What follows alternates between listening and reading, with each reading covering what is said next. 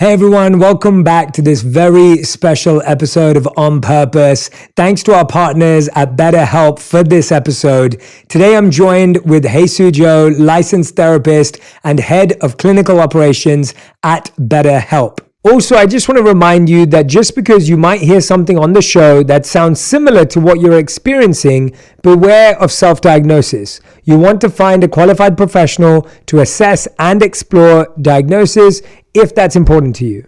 BetterHelp would like me to mention the following trigger warnings for racism, bullying, and relationships with food. Today, we're joined by a very special guest, Yulato Sam, who's going to be sharing his own experiences, his own thoughts, his own journey in the world and in life through his lens. And our goal with these episodes is to show you the insides or the inner workings of what a therapy session can look like.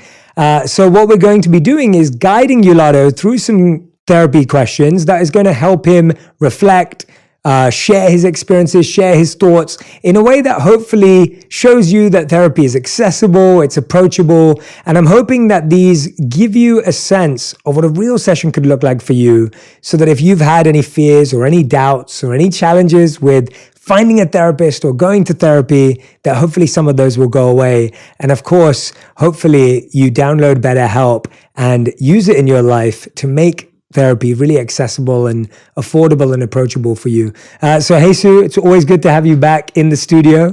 Yulato, it's good to have you in the studio. Nice to meet you for the first time. To meet you as well. Thanks for having me. And for the few moments I've spent with you just now, I can tell that you're a very thoughtful, reflective individual. And so I'm grateful that you've allowed us this opportunity to be a part of this experience. Yeah, thank you so much for bringing me into this space.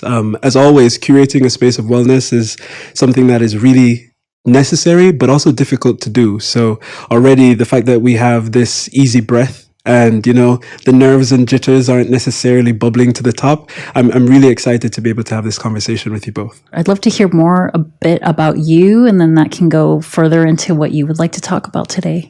First and foremost, I'll say I'm from the land of wood and water, the birthplace of reggae dancehall and the fastest man and woman on the planet. None other than Kingston, Jamaica. So you have to represent, But outside of that, growing up, I've always been into athletics, and I come from a really unique family structure. My mom's from England, but my brother and I, born and raised in Jamaica. And on top of that, we have this eclectic sense of family. And as I was maturing, my mom sort of saw an opportunity where my mental health was concerned, moving from spaces and schools where there were so many things brought together all at one time. Growing up in Jamaica, you realize that once you get to a particular school, probably high school, which starts in grade 7, there are so many communities that come together all at one time. It's not as spaced out as the United States. So on an island, you can have someone that lives 2-3 parishes over that starts their journey to school at 5 a.m. In the city where we were. And I just happened to have a challenging time where my mental health was concerned. And that was when I met Dr. Agri Irons. It was a really unique experience because I was so young, I didn't even know what therapy was. But in this space, not only were we dealing with anxiety and depression, but we were also dealing with family structure. How can I show up as the best version of myself so that I can be the best brother that I can be, older brother at that, and then also simultaneously be the best son that I can be, because that was my first sense of duty that I can really think of. Outside of being my own individual, I realized I had this other title. I had son, and then soon thereafter, I had big brother, and I really started to find out what those two terms meant through sitting down with Dr. Irons. Really connect with other people, and I see that identity is really tied to context of you in relationship with your family. Yeah, family is where it starts, I believe, and then we open from that to culture, because then the wider scope or the wider lens looks at the fact that this really nuanced and I would say it was somewhat of a benefit that was offered to me and my brother wasn't something that a lot of people around me had the opportunity to experience. And I thank my mom for working so hard for that, because it's been something that has shaped the relationship that I have with both of them to this very day. And so in those spaces, I realized that relating to other people is not just something that you do to survive or to move yourself forward, but it's something that's actually necessary to humanity. We can't sort of exist isolated.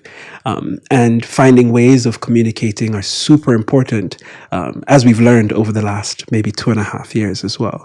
So I'm glad that those skills have sort of stuck with me. Skills of being able to communicate, relate with other people. You mentioned your mom saw an opportunity, that's the way that you mentioned, to get you into, what a lot of people will say services, into therapy. You were struggling. What would you say you remember about your own struggle? Not what your mom noticed about you, but what did you feel? And if you even remember that kind of thing.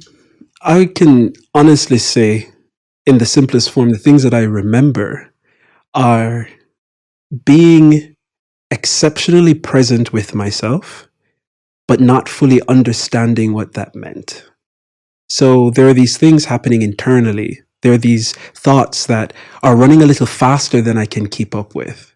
My body's responding in particular ways that I'm not able to check and really bring back. And before I knew it, I was competing heavily in track and field. It's something I did all the way up through college, ran internationally as well. And I found myself constantly in this, not just a space of doubt, but then also saying, I'm not the biggest on the field. And sometimes when you perform in like a space like Jamaica, where we have like the biggest high school track and field meet in the Western Hemisphere, high school champs, there's a lot of pressure. Because again, we're a nation where this is one of the ways that you can make your way out. Big up to Usain Bolt, Asafa Powell, Hansel Parchment. Those are some of the people that I had the fortune of whether being able to watch train or being part of a high performance track team with Fitz Coleman. Those individuals brought me into a space where I saw what was tangible, and I put a lot of pressure on myself, not just to perform, but then also to make a mark. My desire was to make a mark on the world. And that was the first way I understood it. And a combination of like just being in high school, going through puberty, and then also performing at a high level in a sport put me in this intersection of, well, who's helping this athlete to process what he's feeling on and off the track? And I think that's the opportunity that my mom saw, because there was a big moment in high school where everything froze. And it was my first absence seizure that I realized that I had. And that was the impetus to say, hey, he's not having the craziest of physical responses. And that's how I ended up in my first therapy session. And in that session, I imagine you had a lot going on. You said something really poignant here about like being extremely self-aware, but not understanding what that means. And now you're reflecting on that later in life. You've gone through a lot of things, including that therapy. So what do you understand about yourself now that's different from then? When I was small, there were the doubts, the pressures, as my favorite author, Anthony C. Winkler, will say, like the little pastor that's in your head that's telling you right from wrong, the voice that isn't yours yet, the voice that is probably society's or your family's, that is there to guide you. But no one necessarily sits down and allows that process to be a very present one, where we detail like, how are you feeling actually? What are you thinking about? And how does life feel for you in your little body right now as you continue to develop? And so in reflecting now, I realize that I'm more skilled with these techniques. I'm more patient with them as well. As a kid, you sort of want to understand, you want to do, you want to get done. And yet at the same time, you don't have the understanding of how to process all of that. And you might center yourself under all the isms and schisms that are around you. And so now I found that I give myself a bit more space to breathe, give myself a little bit more time to relate, not just to myself, but to my environment. And then I'm able to like analyze a bit more. And that allows me then, with even some of the things that I still deal with today that may not have disappeared, but they're now, instead of challenges or problems, they're friends that I can bring closer, and sit down and calm them down so that they don't rattle me. Because at the end of the day, I'm still the one in control. My emotions are a reflection of the internal side, but they're actually not what makes the decisions. Hey, Sue, I just wanted to maybe just share a few observations for our viewers and listeners back at home or wherever you are. What I love about watching a therapy session in this way, or a conversation with a therapist, is you get to notice the really attentive listening that Jesus has, of like finding like something very specific that you said and using that as an opportunity to ask a follow-up question, which we don't always get in our day-to-day life. I was thinking about, if you were sharing your very honest truth on an everyday basis, sometimes our friends and family, like, they can be really well-intentioned, but it's really hard for them to ask a question that does justice to what you just shared, and to really create a space of listening very attentively. And I could see what Jesus was picking out, and I'm sure you felt it too, that you had to sit and think, oh wow, yeah, I just said that. Like, what does that really mean? And I think that that's one of the beauties of therapy as well, that you actually have someone who's sitting with you who is listening far more attentively and skillfully than most of the people we meet every single day. And then I was also just reflecting to what you said. I think that a lot of our listeners will be able to empathize with what it feels like being a young person who has pressure on them.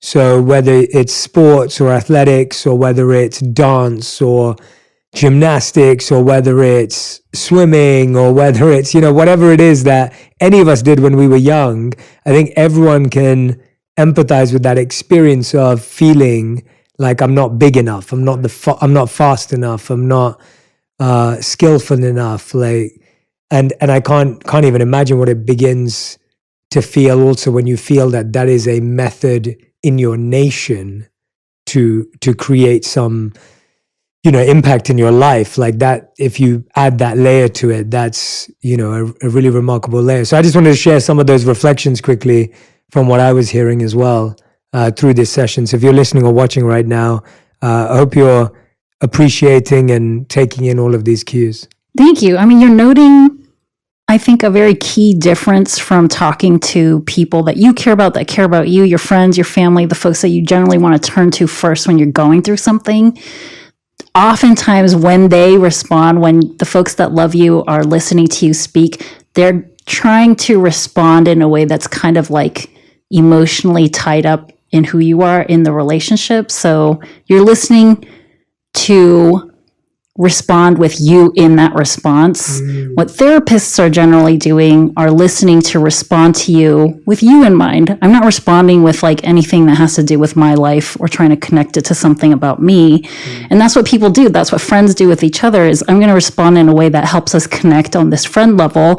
So I'm going to bring it back to like, oh, that reminds me of a time when I was in high school and I was running track. Like, you're going to find that therapists generally don't do that very much, because the focus should remain on the client. So that is something that is intentional, and something that somebody can expect when they go to therapy, is this person is here with undivided attention to you, which most of us don't get in our everyday life with anybody. Definitely, yeah. It allows for a relationship to form, but it is different. It's different than what you're going to have with your friends, your loved ones. Yeah, like it's like that small bridge between maybe like a sympathetic relationship versus an empathetic relationship, which the sympathetic, to my understanding, is, oh, I've experienced that too. I know what that feels like.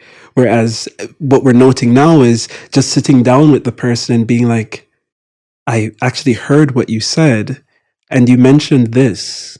Would you like to speak more about that? Which allows for the person that's actually going through something, or the person that is coming for help, to actually express what they need without this other perspective interfering. And not to say that it isn't helpful sometimes, because I do believe that in these sessions, there are obviously moments of oh, I know what you mean by that. Yet at the same time, they come even at more specific instances. And so it's really a pleasure, because also as a man of color, having these conversations too can lead to some very nuanced moments where those lines sort of get blurred for one or many reasons. So this definitely feels great. So speaking of connecting things back to something you just said, what are these lines that get blurred? Well, I think I've found that for me, I've been fortunate to have individuals of color, Black men and women, for the longer sessions that I've been able to commit to. And I say to commit to because there's a reality that therapy isn't always as affordable or convenient with the world that we live in. And so we're trying to, through something like this, make it feel more tangible and more accessible to people. But then being in America, I have found that if I do happen to work with a therapist that may be of a different ethnicity or a different race, there are some times where, depending if I haven't done enough research or we haven't had enough time together, those lines of like, well, I don't get to talk about this often. Let's actually investigate this, when the this that they're investigating isn't what's most important to me. It's the that. And the only reason I'm able to have that a little bit extra of awareness is because my experience lets me know that I should be able to speak about the that and not the this. You know, if I'm understanding, it sounds like you've had experiences where the person in front of you is focusing in on something, but that isn't necessarily what you want to talk about. But it sounds like you're over there kind of taking care of this other person too, thinking like, oh, I can understand why you would want to focus on that. So then you go with that, which takes the focus of the that. So what is the that for you right now? What is something going on with you right now? I'll share. This is actually a genuine concern of mine. I've recently moved into a new apartment. First time it's me, my 1-bedroom, 1-bath, taking care of myself. Congratulations. Thank you very much. I appreciate that. And one of the things I had to ask myself recently is how safe I am in my apartment. We know the context of what it means to be in America, and thanks to Morehouse College, my undergraduate experience, that the world isn't as fair sometimes. And we have seen the stories on the news. We hear it on the radio. We see the social media posts. But Breonna Taylor's experience resonated with me in a very different way. To know that you can be in your home, in your bed, fast asleep. That was something that it was real, but now that I am 100% on my own, sitting in that space, I ask myself, not even how do I prevent that, but is that a reality for me? And the sad answer in some senses is yes.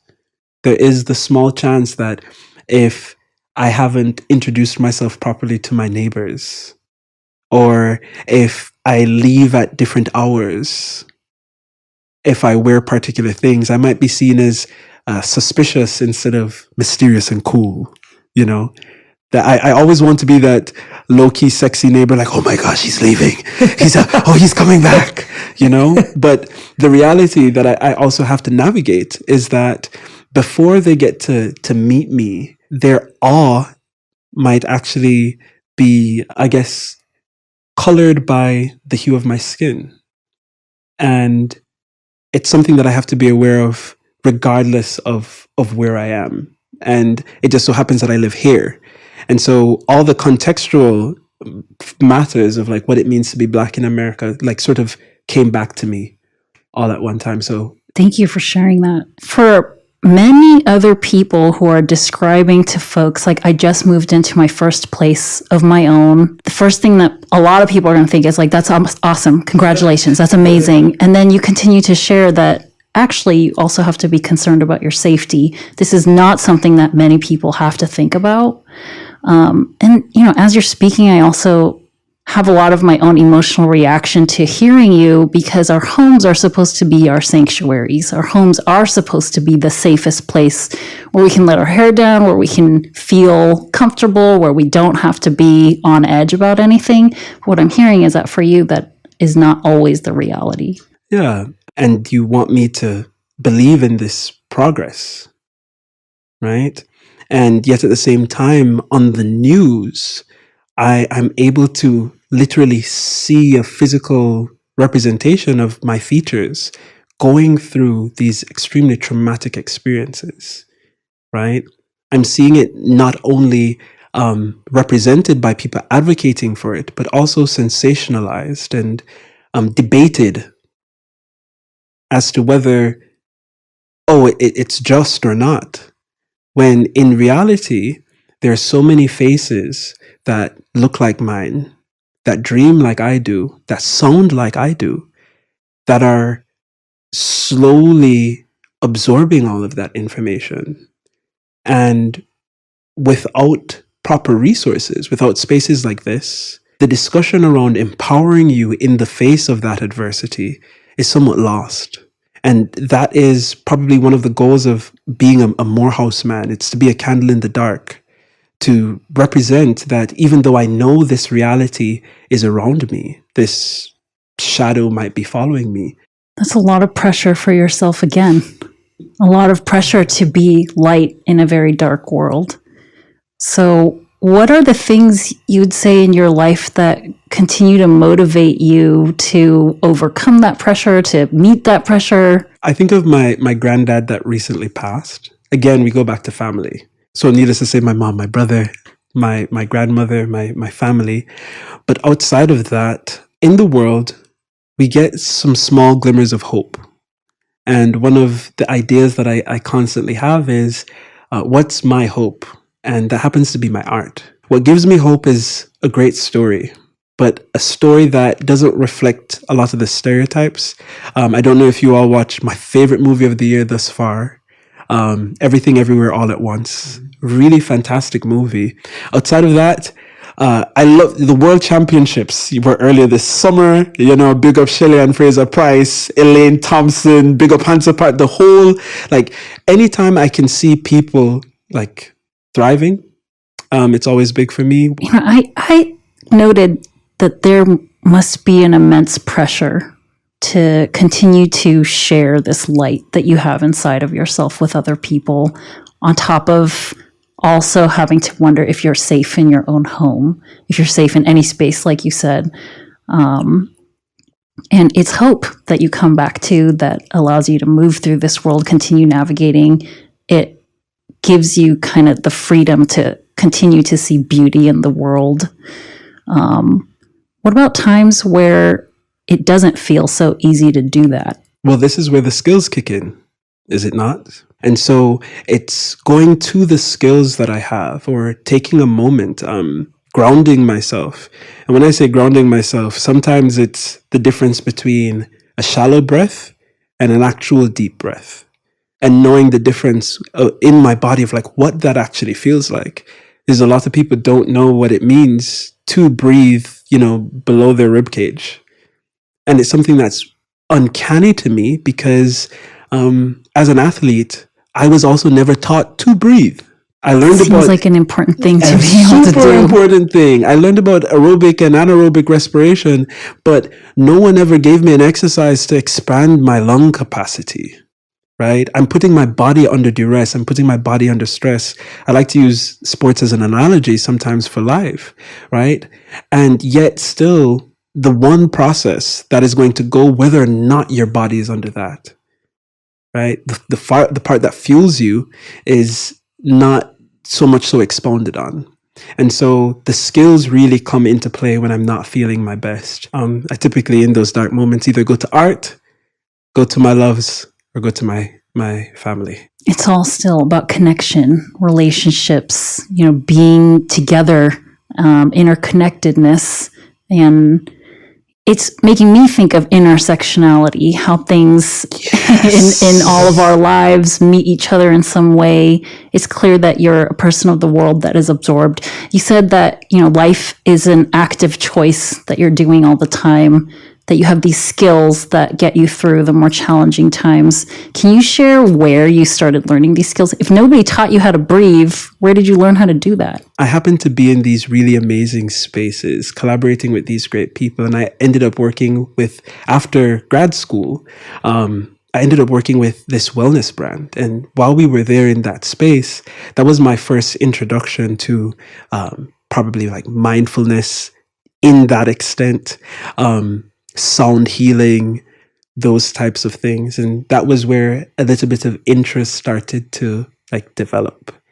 But while I was pursuing my master's, I was conducting research. And what I found is that all cultures across the world, what connects us to the Yoruba, the Greeks, the Ashanti, the Aztecs, is the fact that we all have the same instrument. Can you actively make the decision to go to your breath? Can you actively make the decision to just relax your shoulders, relax your forehead, stop biting on your jaw?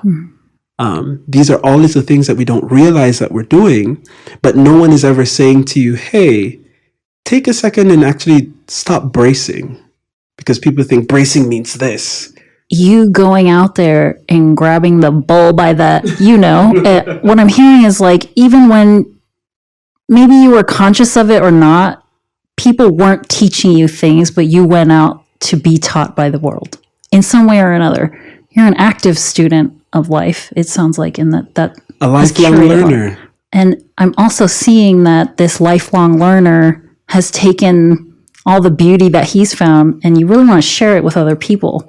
You mention your family a lot, and you mention art, and art is something to be seen. Art is something to be experienced and something to move other people. And it sounds like you've been moved. You want to move other people. I definitely do. How can I do my work so that my cup is somewhat full, so that I can water the next person, so that I can give just a little, not everything, because I need something for myself, but I can't start until I've poured something, as we've heard the age-old saying, into the cup. My mind keeps going back to something you said earlier. The pressure that, I don't know if it's a pressure that you felt for yourself, but a lot of people in your community felt when you were in high school, to achieve, to perform in a particular space in order to get out. I'd be remiss if I don't ask, like, do you feel that kind of thing still present in your life? Do you feel like there are pressures to get out of something? Even if I do happen to make it to the place where I'm financially free, and I'm able to protect and provide for my family, there's also this question, which I'm sure both of you have asked yourself: how can I help the wider world, the wider community? It's through things like this, definitely. But the beautiful aspect of it is that I don't think it ever stops, because my reality is, until I see things change in the world around me, that means that there's still work to be done. And the question that I beg of myself is, what can I do? You've said so many things that I want to continue exploring with you, but really it's like you've done quite a lot of self-exploration, is what I'm hearing. It's interesting hearing you both continue in the conversation. I think a lot of the time people have an assumption that therapy or conversations around therapy end up being like these deep, dark secrets and these deep, dark holes where it's like, I always feel like sometimes people feel they have to invent a huge problem before a therapy session. And people feel like, oh, well, if I don't have a really big problem in my life, then I don't need therapy. And what I'm hearing today and hearing this conversation is actually we're speaking to someone who has a great set of skills, has some good ideas and good thoughts, but we're getting, and I'm hoping you're feeling this way, and you're the only person who can really tell us this, but there's a sense of like healthy reflection in and of yourself, of your own ideas. Jesus asking you questions that are making you pause and stop and really think about where some of these strengths are, where they're not. So I start looking at it so much more of wholesome discussion, as opposed to like, I'm like in an emergency situation where I have a problem and I need a therapist to solve it, which is often a feeling I think people have where they're like, I'm not going to go to therapy because I don't have that, or I only go to therapy when I have something that extreme. Yeah, and people have shared with me that they get stressed out before sessions because they think that they're supposed to be prepared with this big problem that they're supposed to bring up. Or, I've been asked, like, what am I supposed to bring to you? Am I supposed to become prepared with something? Do I need to have a topic on hand? And I've shared with folks, like, it doesn't always have to be that way. Of course, if you have a topic on hand, that's something we're going to explore and dig deep into. But you're right. Therapy can also just be about digging deep into you, into something that's going on now, relating something that's happened in the past to the present. And it doesn't have to be deep and dark, although that does happen in therapy. But it doesn't have to be that way. It's not about like pathology or what's wrong with you or what's wrong with your mother or what's wrong with anything. Sometimes it's so refreshing and healing, even if there's no wound there necessarily at the time. But it's like a refreshing thing to be able to just look inward and rediscover your values, what's important to you. Because being able to reflect on this stuff externally, I think on a regular basis, allows you to continue nurturing your sense of self. And when you don't have a strong sense of self, it seems like you have what's stronger than strongest, like a strong sense of self is what allows you to, have an outpouring of love for other people, to instill hope in others, and continue to be influential, inspirational. These things don't happen if you don't know who you are. Two things to that. My grandma always says, you shouldn't eat because you are hungry. You should eat so that you do not get hungry. This is coming from a woman that at some point knew what it meant to be, right? So I have learned that therapy isn't necessarily because you need the help at the moment. It's so that you can be prepared for that moment where you might not actually have access to the therapist, right? And then the second thing is that the issues that I think that I've gone through are actually like chilling. They're actually a lot heavier than I think maybe it sounds like in the moment. But I had to realize that the issue is always going to be the issue. It's your relationship to the issue that is positive or negative. Right? Life is going to be what life is. It's your relationship to life that is either positive or negative. It's a real thing for me when I'm in particular neighborhoods. I remember like working and performing in Europe, and the first time I was in Poland, I remember what the response was to me when I walked into certain spaces. But my relationship to those things is that, again, not only am I a candle in the dark that is allowed to feel what I feel, but then what can I do to shift this space? To leave it better than I saw it? Like, I am the one person here that was born in the United States. I was born here. I was raised here. Having said that, I also look like someone that has this like perpetual foreigner label stuck to them. Regardless of having been born here, raised here, educated here, I still encounter on a fairly regular basis the idea from other people that I don't really belong here, that I am a visitor to this country, which is weird because I'm the most American one in this room, right? I think that experience, like ever since I was very small, because my parents who decided to have their kids in this country and still name them like foreignly, like I have a very ethnic name, and that is very much part of my experience and my journey. It shaped who I am. It made things difficult when I was a small kid. But at this point, it's not something I would want to change. But I think that and like navigating the world in this like yellow body, it leaves this like gaping hole, this thing I'm trying to fill of wanting to be included, of wanting to be accepted, of wanting to belong. And I think that's one of the pillars of humanity. It's like we're all looking for that sense of belonging.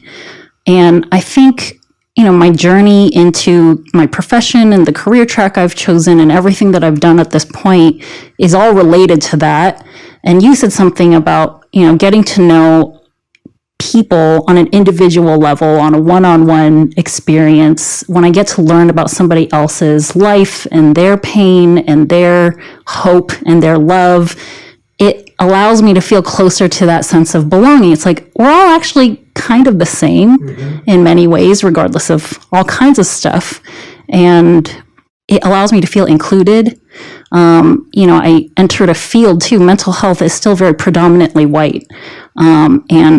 I find myself in professional spaces where I still feel like the extreme minority, which I think is still something that I grapple with. It's still something that I'm navigating and still something I'm trying to feel completely comfortable with, because ultimately I can say that I feel comfortable in my skin.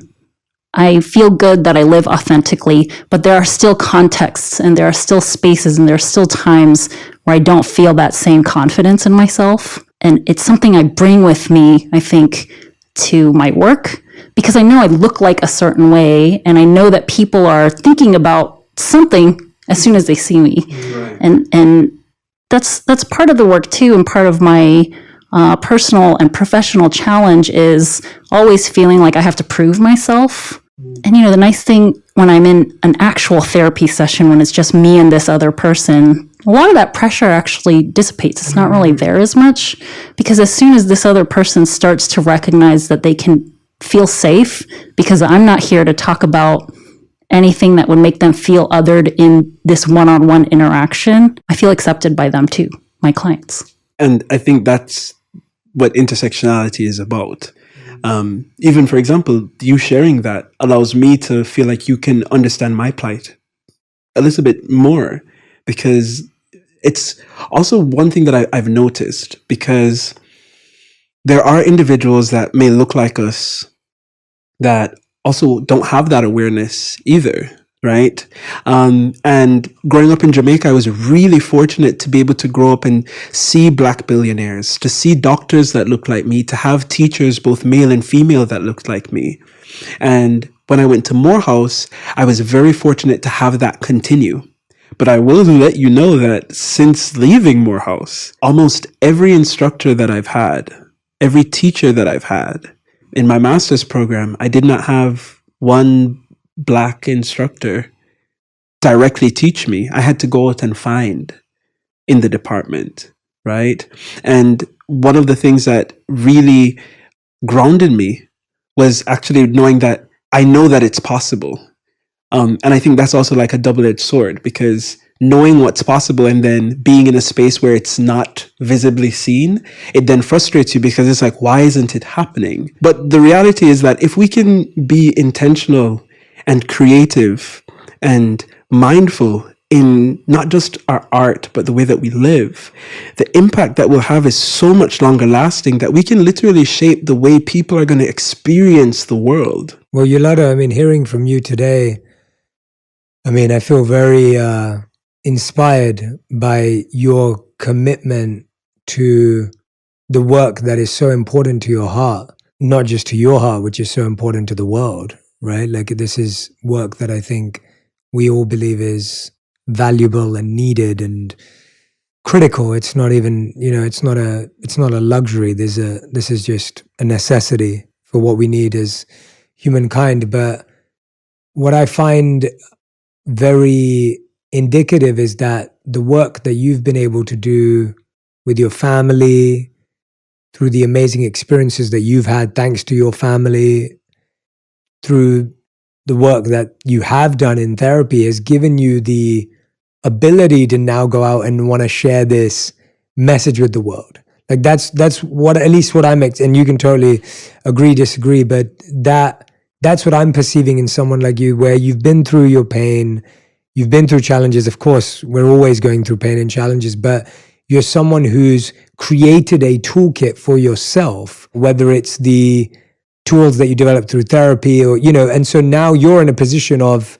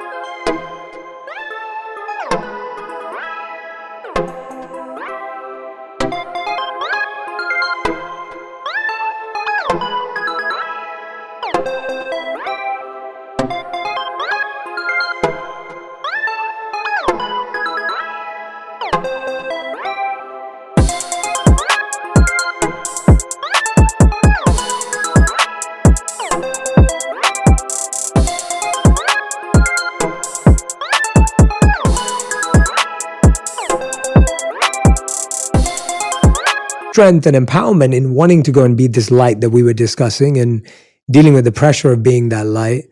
But that's some of the work that so many people are trying to do right now, is even feeling like, I think we all know that it's hard to be the light when all you've seen is darkness. And we know we don't want people to prematurely try and be the light. And at the same time, we also know that ultimately when you've walked out of your own darkness, it's great to turn the light on for others. Right. So much of what therapy is doing is helping us make sense of our emotional and mental self in order to figure out what we want to do in the outside world. And it sounds like that's work that you've been doing and continue to do, which is giving you a sense of strength to try and help others right now. And I think we as human beings have the capacity to develop that unlimited toolkit.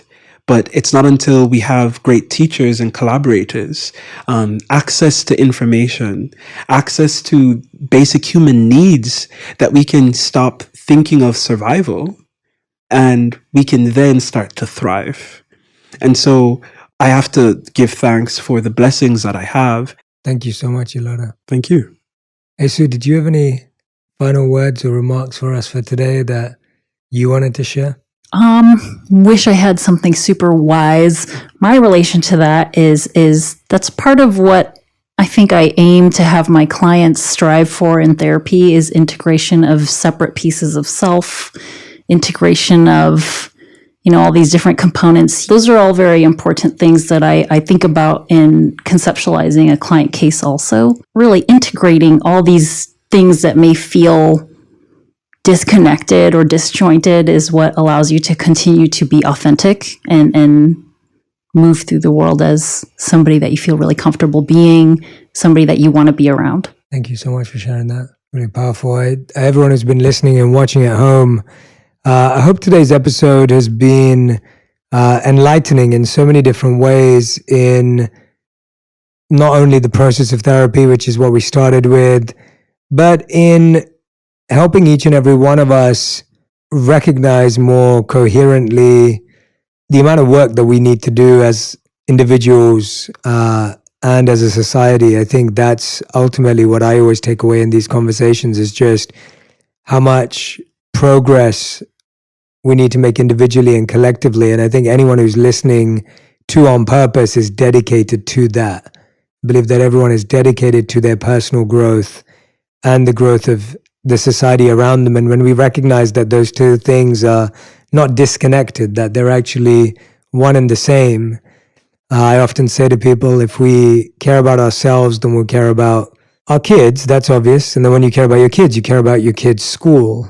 And then when you care about your kids' school, you care about your kids' town. And when you care about your kids' town, you care about your kids' city. And then when you care about your kids' city, you can't, if you care, then your care doesn't stop. And I think when we take a moment to invest in our own selves and our self-care and then expand that radius out, we can create a better society for all. So thank you so much, everyone who's been listening and watching today. Thank you to Yolanda Sam for joining us, opening your heart, opening your mind. Hey, Sue, Joe, thank you so much for always guiding us and helping us navigate these wonderful conversations. And to everyone who's been listening and watching at home, thank you so much for tuning in. We'll see you again on another episode of On Purpose. This episode was sponsored by BetterHelp. Big thanks again to Jesus Joe, Head of Clinical Operations at BetterHelp. Jesus Joe is not my actual therapist, and we are not in a therapist-client relationship. Also, just because you might hear something on the show that sounds similar to what you're experiencing, beware of self-diagnosis. You want to find a qualified professional